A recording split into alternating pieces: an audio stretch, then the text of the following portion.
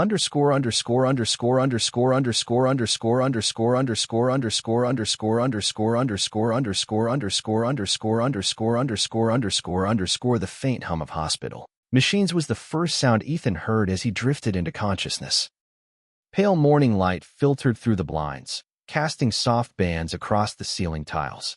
For a moment, the memory of the night before felt like a bad dream, until he shifted slightly and the ache in his lower body reminded him it wasn't. He was still here. The events of last night returned in waves. The rain, the ER, the unbearable embarrassment. And then her, Dr. Helena Vance. Her name alone sparked a strange flutter in his chest. The way she had spoken to him, with patience, with kindness, still echoed in his mind. A soft knock interrupted his thoughts. The door opened and Helena stepped in, dressed in a fresh pair of scrubs, her dark hair now tied back in a loose ponytail. The light scent of lavender soap followed her. "Good morning, Ethan."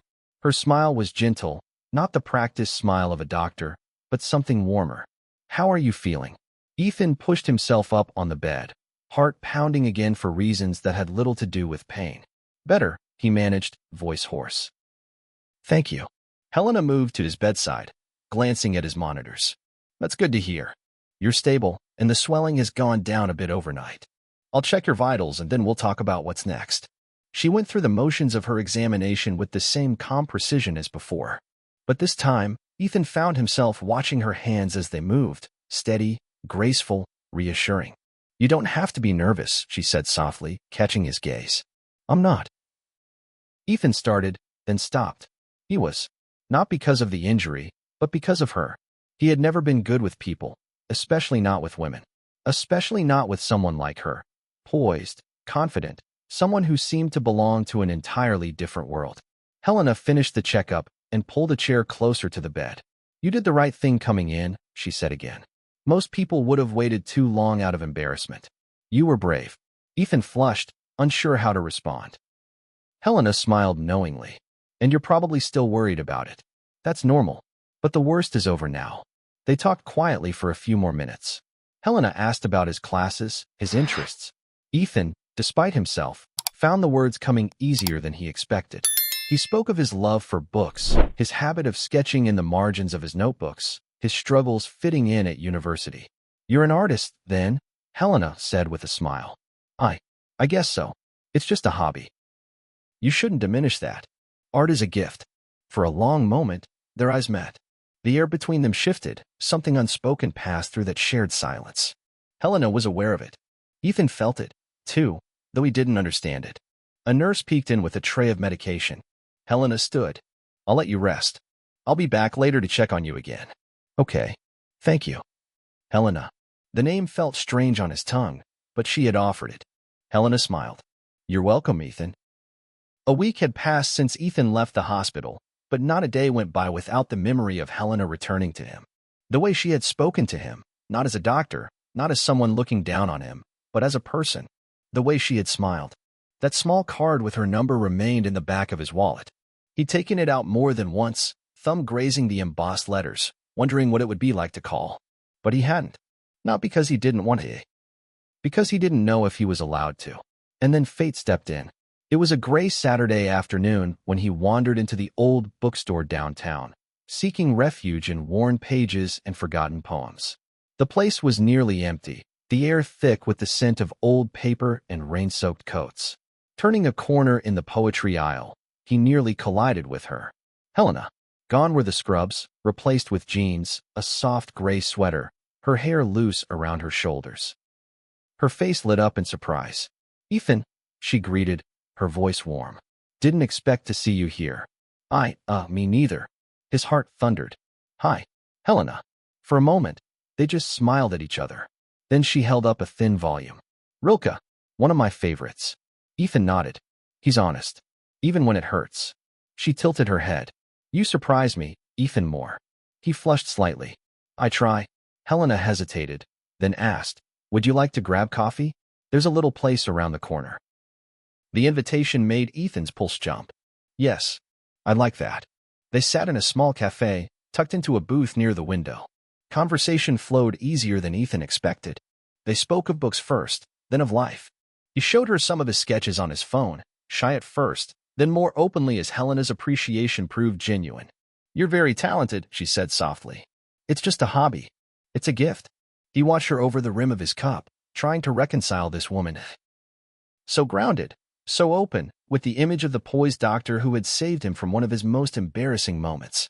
As they rose to leave, Helena looked at him with eyes that held more than polite interest. "Would it be all right if we did this again?" His voice caught. "Like, again? Her smile deepened.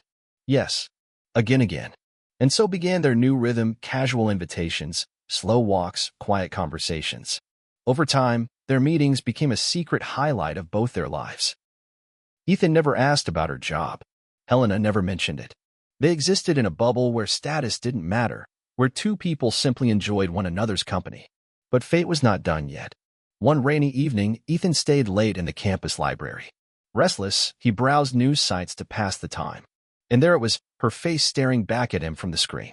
Tech millionaire Helena Vance launches global health initiative. The headline hit him like a punch to the chest. Article after article painted a picture of the woman he thought he knew. A renowned entrepreneur, a multimillionaire, a leader of industry. A world so far removed from his own, he could barely comprehend it. Shock gave way to doubt, and doubt to shame. What had she seen in him? Had this been pity? Amusement? A brief distraction from her glittering life? The next time Helena texted, he didn't reply. When she asked again, he canceled. It took her one more unanswered message before she decided to find him. She caught him at their usual coffee shop, sitting alone, eyes haunted. "Ethan," she said softly, sliding into the seat across from him. "What happened?" He couldn't look at her. "I saw who you are." Helena's gaze held his. "And you're everything I'm not." His voice cracked. "You belong to a world I can't touch." Helena reached across the table, taking his trembling hand in hers. "Do you think that matters to me?" She asked gently. "I'm the same woman who sat with you when you were scared. The woman who laughed with you over poetry. That's who I am when I'm with you. The rest is noise." Tears pricked at the corners of Ethan's eyes. "But I'm just, you are you," she interrupted. "And that is all I have ever needed." And just like that, the wall between them cracked, if not fully down, then weakened enough for hope to seep through once more. The message from Ethan came late one evening, just as Helena was settling into her quiet apartment overlooking the city skyline. "Can we talk?" "I'm sorry." Her heart caught. Without hesitation, her reply followed. "Of course. Meet me at the park?" It was nearly midnight when Ethan arrived. The air was cool, the grass damp from earlier rain. The park lamps cast long pools of light across the winding paths. Under the tall oak tree near the pond, Helena waited, her coat wrapped tightly around her. Ethan approached slowly, hands buried deep in his jacket pockets. His throat tightened the moment their eyes met. "I was stupid," he said, voice rough with regret. "I let fear win." Helena's expression softened, her voice a gentle balm. "We all do sometimes. I thought, if I pulled away first, it wouldn't hurt so much when you realized I don't fit your world." Helena stepped closer. "The only world I care about is the one we create together. I never wanted you to fit into someone else's expectations." He swallowed hard. "I don't care about the headlines. I care about you." Tears welled in her eyes. "And I've only ever wanted you to see me, not the world's version of me." In that moment, words failed them both. Ethan reached out, fingers trembling, and drew her into a fierce, trembling embrace. Helena buried her face against his chest, the space between them finally gone. They stood there in silence for a long time. Two hearts choosing each other, not because it was easy, but because it was real. Later, they sat on a weathered bench beneath the stars, hands intertwined. No more masks. No more doubts.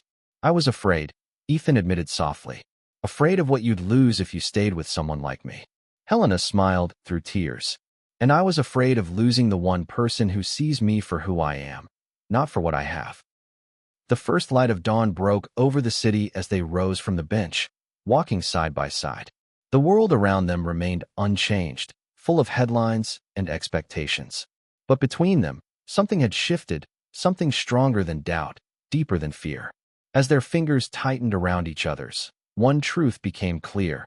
Their love, born in the most unlikely of places, was theirs alone to define. And that was enough. Sometimes love finds us in the most unexpected places, when we least believe we deserve it. If you enjoyed this story, make sure to hit subscribe, give us a thumbs up, and leave a comment below. We'd love to hear your thoughts. And don't forget to check out more stories like this one on our channel. Until next time, stay inspired.